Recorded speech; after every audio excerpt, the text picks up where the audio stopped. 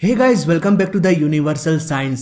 और बॉलीवुड में अक्सर आपने प्यार, मोहब्बत और रोमांस जैसी फिल्मों को देखा होगा जिसमें हीरो अपने प्यार को पाने के लिए किसी भी हद तक गुजर सकता है। पर क्या ये फिल्मी पर्दे तक ही सीमित है? दोस्तों, फिल्मों में बस वही सब दिखाया जाता है जो हम देखना पसंद करते हैं, पर रियल लाइफ की कहानी ही कुछ और होती है। यहाँ पर दो प्रेमी को आपस में मिलना भी काफी मुश्किल हो जाता है और फाइनली वो एक दूसरे से अलग भी हो जाते हैं। पर कुछ लव स्टोरी ऐसी होती है जिसमें ढेर सारी मुसीबतें होने के बावजूद भी वो एक दूसरे के बिना नहीं जी पाते और अपने प्यार को पाने के लिए कुछ ऐसा कर जाते हैं जिसे दुनिया सालों तक याद रखती है। आज हम आपको एक ऐसे ही लव स्टोरी के बारे में बताने जा रहे हैं जिसमें एक लड़के ने अपने प्यार को पाने के लिए कुछ ऐसा कर दिखाया जिसे सुनने के बाद आप यकीन भी नहीं कर पाएंगे। इस लव स्टोरी की शुरुआत होती है 1949 से। उड़ीसा के एक दलित परिवार में पीके महानंदिया का जन्म हुआ। उसके माता पिता एक बुनकर होने के साथ साथ एक ज्योतिष भी थे। पीके के जन्म होने के कुछ दिनों बाद जब उनके माता पिता ने पीके का कुंडली देखा तो वो हैरान हो गए। उनके कुंडली में लिखा था कि पीके की शादी एक विदेशी महिला के साथ होगी जिसके पास अपना एक जंगल होगा। जैसे जैसे पीके बड़ा होता गया वैसे वैसे उसे कई तरह के उत्पीड़न झेलना पड़ा। वह जिस स्कूल में पढ़ने जाता उस स्कूल में पीके को बच्चों से अलग बैठाया जाता। इतना ही नहीं, समाज के कुछ शरारती बच्चे उसके घर पर पत्थर फेंका करते थे, पर पीके ने इन सभी चीजों को अपने अंदर कभी भी हावी होने नहीं दिया।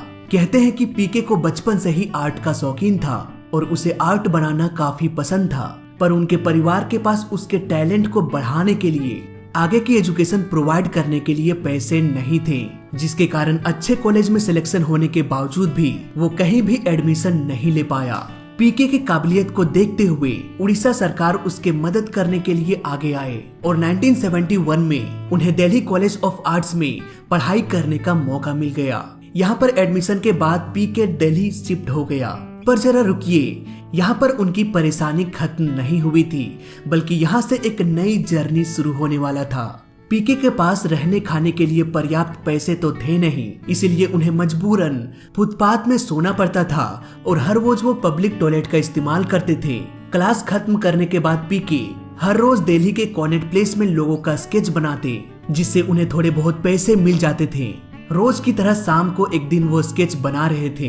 ठीक उसी शाम तत्कालीन प्रधानमंत्री इंदिरा गांधी के सचिव पीके महानंदिया के पास आके उसे इंदिरा गांधी का स्केच बनाने को कहा। पीके का स्केच देख के सभी इतना इम्प्रेस हो गए कि उसके बाद दिल्ली सरकार भी पीके के साथ हो गए। इसके बाद दिल्ली गवर्नमेंट ने पीके के जरूरत के सामान मुहैया करवाया। उन्हें देर रात तक काम करने के लिए सारी सुविधाएं भी दी गई। अब वो पूरे दिल्ली में एक आर्टिस्ट के नाम से मशहूर हो गए। लोकल न्यूज वाले भी पीके के स्केच को अपने न्यूज़पेपर में छापने लगे। पीके स्केच बनाने में इतने उत्तीर्ण हो चुके थे कि महज 10 मिनट में वो स्केच बनाकर कंप्लीट कर सकते थे। सन 1975 में स्वीडन की रहने वाली 19 साल की एक महिला शार्लेट वेन सेडविन 22 दिन के टूर पर भारत आई हुई थी। जब वो दिल्ली के कॉनेट प्लेस में घूमने के लिए गई और उसने पीके महानंदिया को स्केच बनाते हुए देखा तो वो काफी इम्प्रेस हो गई और कहा कि मेरा भी एक स्केच बना दो।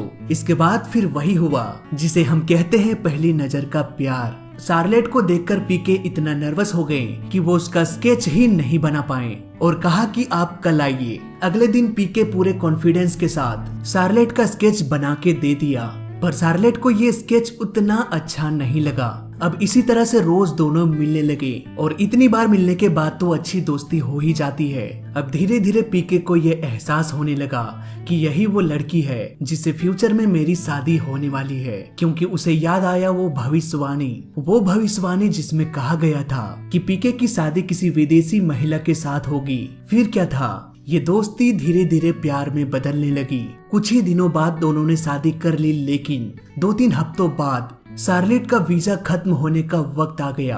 अब मजबूरन शार्लेट को इंडिया छोड़ के अपने प्यार, अपने पति को छोड़ के स्वीडन लौटना पड़ा। वहीं दूसरी ओर पीके इंडिया में ही रहकर अपने पढ़ाई को जारी रखा। करीब 1.5 सालों तक दोनों एक दूसरे से अलग रहे। उस दौर में इंटरनेट तो था नहीं कि फेसबुक व्हाट्सएप में वो बात कर ले। उनके पास सिर्फ एक ही ऑप्शन था और वो था लेटर। वो दोनों चिट्ठियां लिखकर एक दूसरे से बात किया करते थे।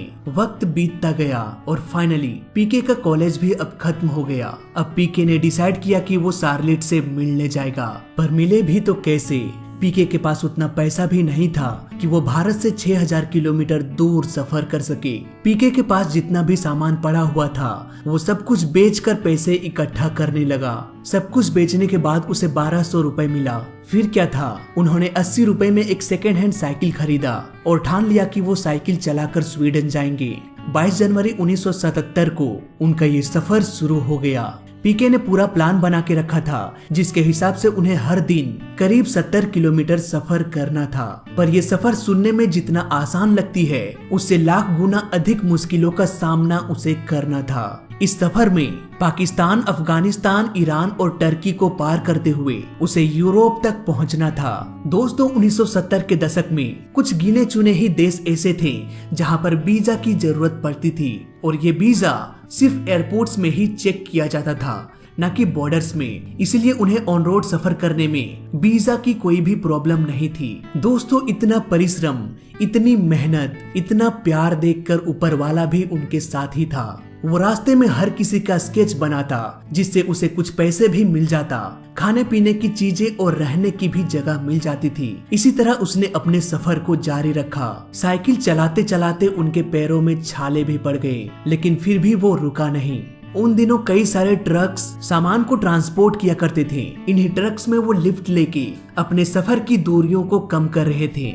दिन बीता, हफ्ते बीते, महीने बीता और फाइनली 5 महीनों बाद वो स्वीडन पहुंच गए। लेकिन जैसे ही उन्होंने बॉर्डर क्रॉस किया, वहां मौजूद ऑफिसर्स ने उसे रोक लिया। पीके ने लाख कोशिश किया कि मुझे जाने दो। उन्होंने अपने कहानी को भी बयान किया, लेकिन कोई भी उसकी कहानी सुनने को तैयार नहीं था। इवन उन्होंने अपने मैरिज सर्टिफिकेट को भी शो किया, लेकिन फिर भी उन ऑफिसर्स को यकीन नहीं हो रहा था। भला कोई इंसान भारत से साइकिल चलाकर कई देशों को पार करते हुए स्वीडन कैसे पहुंच सकता है, और ऐसे इंसान की शादी स्वीडन के किसी रॉयल फैमिली में कैसे हो सकती है। पीके के पास जितने भी शादी के फोटोग्राफ्स थे, वो सारे फोटोज निकाल के रख दिया। अब ऑफिसर्स को भी यकीन होने लगा कि कुछ तो बात है। फाइनली उन्होंने शार्लेट से कांटेक्ट किया। शार्लेट को जब ये बात पता चली तो उसे यकीन नहीं हुआ। आखिर कोई कैसे साइकिल चलाकर 6000 किलोमीटर दूर आ सकता है। दोस्तों, ये घड़ी सोचने का नहीं था। वो तुरंत ही पीके से मिलने चली गई और कुछ ही दिनों बाद स्वीडन के रीति रिवाज के हिसाब से उन्होंने शादी कर लिया। इसके बाद उसे स्वीडन का सिटीजनशिप भी मिल गया। आज भी दोनों इंडिया घूमने आते हैं अपने दोनों बच्चों के साथ। इसके बाद पीके को उड़ीसा यूनिवर्सिटी से डॉक्टर की उपाधि भी प्राप्त हो गई। आज दोनों स्वीडन में खुशी से अपना जीवन व्यतीत कर रहे हैं। दोस्तों, एक इंसान प्यार की गहराई में इतना डूब सकता है, किसी ने अपने सपने में भी नहीं सोचा होगा। आपको क्या लगता है इस कहानी के बारे में, नीचे बताइएगा कमेंट्स में। मैं मिलता हूँ किसी और वीडियो में। जय हिंद, वंदे मातरम।